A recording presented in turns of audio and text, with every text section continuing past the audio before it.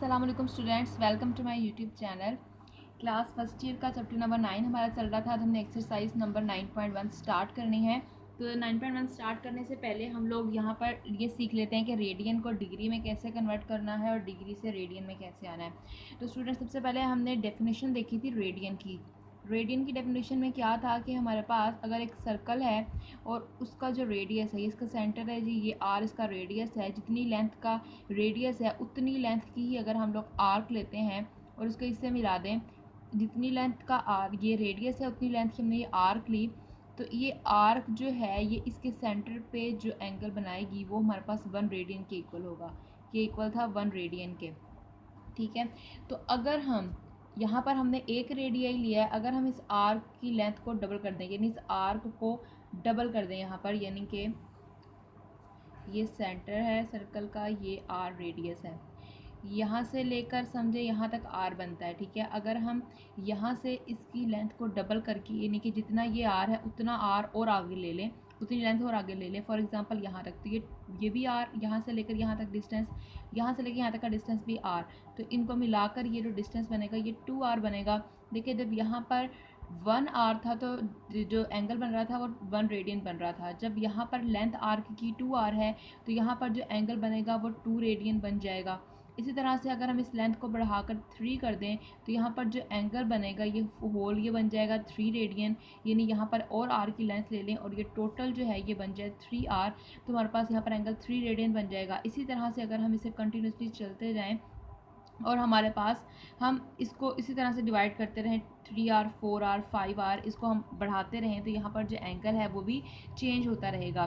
तो हमें पता है सर्कल की जो होल लेंथ है, देखिए यहाँ पे 1r था तो 1 रेडियन था, 2r था तो 2 रेडियन, 3r था तो 3 रेडियन। जो सर्कल की लेंथ होती है होल वो होती है 2πr। हमने ये पिछले लेक्चर में प्रूफ भी किया था, एल इक्वल है 2πr के, यानी सर्कल सरकमफेरेंस जो सर्कल का कितना होता है 2πr। तो अगर हम 2πr लेंथ की अगर हम आर्क लेते हैं तो सेंटर ऑफ द सर्कल पे जो एंगल बनेगा वो 2π रेडियन बन जाएगा, क्योंकि 1r था तो 1 रेडियन एंगल था, 2r था तो 2 रेडियन, 3r था तो 3 रेडियन, 4r था तो 4 रेडियन। इसी तरह अगर लेंथ 2πr है तो एंगल जो बनेगा सेंटर ऑफ द सर्कल पर वो 2π रेडियन बन जाएगा। ठीक है, इसी तरह से अगर हम लोग देखें एक पूरा सर्कल है, एक पूरे सर्कल के सेंटर के ऊपर टोटल कितना एंगल बनता है, जैसे हमने डिग्री की फॉर्म में, यानी ये तो हमने रेडियन में देखा ना कि 2π रेडियन हो जाएगा एंगल। इसी तरह अगर हम डिग्री की बात करें, डिग्री में हमने ये कहा था कि हम अगर एक सर्कल को डिवाइड करते हैं 360 इक्वल पार्ट्स के अंदर, 360 इक्वल पार्ट्स में डिवाइड करना है, तो हर पार्ट जो सेंटर ऑफ सर्कल पे एंगल बनाएगा वो 1 डिग्री होगा। तो इसका मतलब टोटल एंगल कितना इसके अंदर होगा, वो 360 डिग्रीज होगा, क्योंकि हम इसे 360 पार्ट्स में डिवाइड कर रहे हैं। तो इस तरह से हमने ये चीज़ें देखी थी। इसका मतलब कि हमारे पास जो 2π रेडियन है वो किसके इक्वल आ जाएगा, 360 डिग्रीज के इक्वल आ जाएगा। हमने पीछे पढ़ा था L is to r theta, पिछला लेक्चर में प्रूफ किया था। अगर हम यहाँ से थीटा की वैल्यू निकालें तो L/r हो जाएगा। अब लेंथ ऑफ द सर्कल जो है सर्कमफेरेंस को रिप्रेजेंट करता है L, तो हम होल सर्कल ले रहे हैं तो यहाँ आ जाएगा 2πr डिवाइडेड बाय r, ये से कैंसिल हो जाएगा, यहाँ आ जाएगा 2π रेडियन में है, क्योंकि इस एंगल थीटा को हमने हमेशा रेडियन में ही लेना है, तो ये आ रहेगा 2π रेडियन।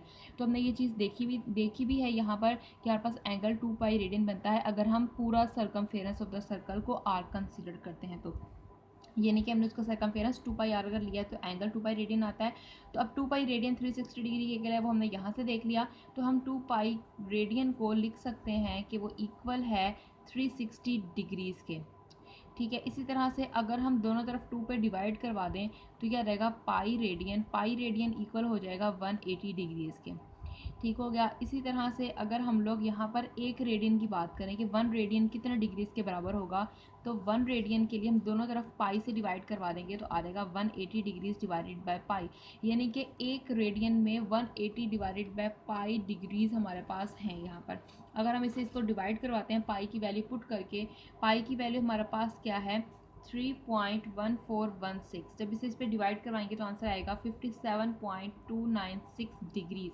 तो 1 रेडियन के अंदर 57.296 डिग्रीज़ हैं। इसी तरह से अगर हमें एक डिग्री में जानना हो कि कितने रेडियंस हैं, तो हम इसको इस वाली इक्वेशन को 180 पे डिवाइड करवा देंगे तो आ जाएगा pi divided by 180 radian is equals to 1 degree. तो 1 डिग्री में पाई बाय 180 रेडियंस है।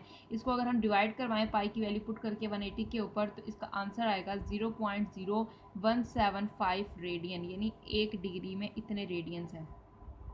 1 डिग्री में 0.0175 रेडियंस हैं और 1 रेडियन में 57.296 डिग्रीज हैं। इसका मतलब कि रेडियन बड़ा यूनिट है, यानी रेडियन बड़ा है डिग्री से, क्योंकि रेडियन में ज़्यादा डिग्रीज हैं बनिस्बत डिग्रीज में कम रेडियंस हैं। ओके, तो यहाँ तक आपको समझ में आ गया। अब हमने देखना है कि अगर हमें रेडियन से डिग्री में जाना है तो हम क्या करेंगे, अगर डिग्री से रेडियन में आना है तो क्या करेंगे।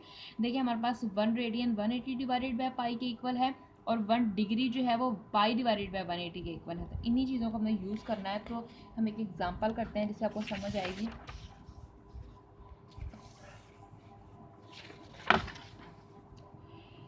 जैसे कि यहाँ पर क्वेश्चन है, एग्जांपल ही है 2 पाई बाय 3 रेडियंस।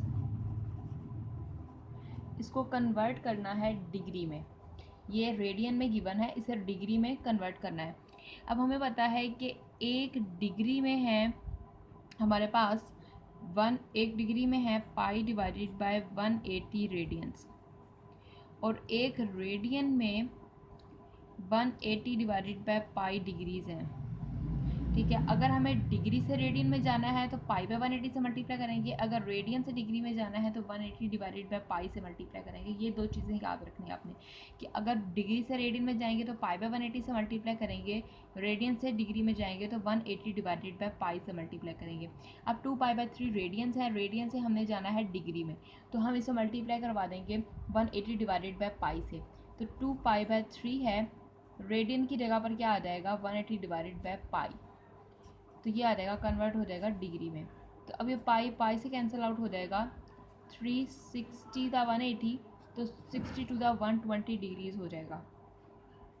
ये हमारे पास कन्वर्ट हो गया डिग्री में। अब ये होल हमारे पास आया है आंसर, हमारे पास पॉइंट में डेसिमल में आंसर नहीं आया है, तो हम यहीं पे अपना क्वेश्चन स्टॉप कर देंगे। अगर फॉर एग्जांपल डेसिमल्स में आंसर आता तो हम उसको मिनट एंड सेकंड यानी सेक्साडेसिमल सिस्टम में कन्वर्ट करते हैं। ठीक है, इसी तरह से नेक्स्ट क्वेश्चन है हमारे पास 3 रेडियंस। 3 रेडियंस को हमने कन्वर्ट करना है डिग्रीज में। 3 रेडियंस है हमारे पास, तो 1 रेडियन हमारे पास कितने के इक्वल है 3 इंटू, अगर हम इसे इस तरह से लिख लें 1 रेडियन, तो 1 रेडियन हमारे पास इक्वल है 180 डिवाइडेड बाय पाई के। 180 डिवाइडेड बाय पाई की अगर हम वैल्यू देखें तो हमने वो भी लिखी थी, वो थी हमारे पास 57.296 डिग्रीज। तो यहाँ आ जाएगा 57.296। तो इसको 3 से मल्टीप्लाई करेंगे तो आ जाएगा 171.88 डिग्रीज।